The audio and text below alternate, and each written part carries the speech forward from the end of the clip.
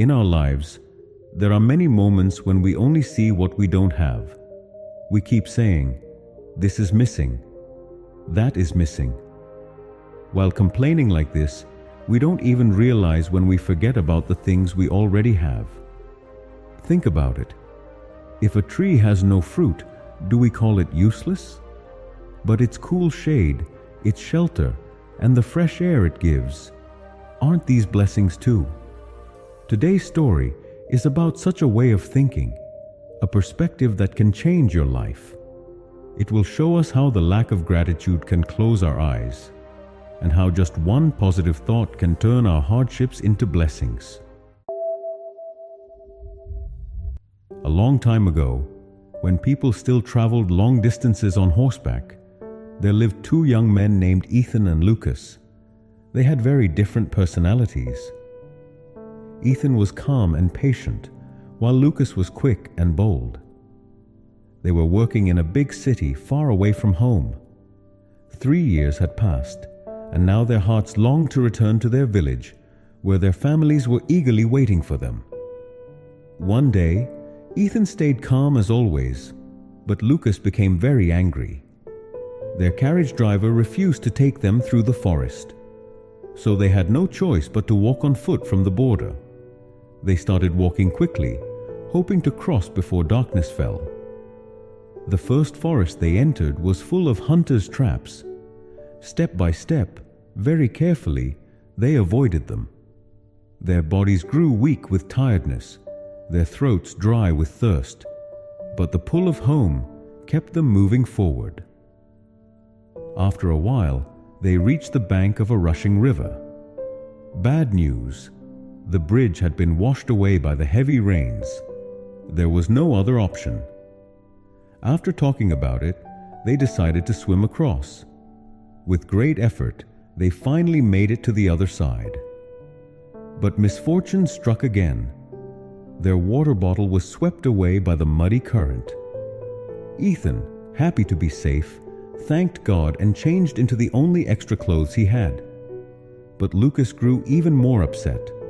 Now they had a long road to walk, but not a single drop of water to drink. And then heavy rain began to pour down. In fear, they ran, looking for shelter, so that their last dry clothes would not get soaked. Luckily, in the middle of the forest, they found a small hut. It seemed some hunter had built it. They stayed there for safety.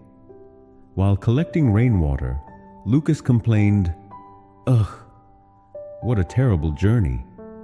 First the coachman gave us trouble, then we had to swim across the river, and now this rain.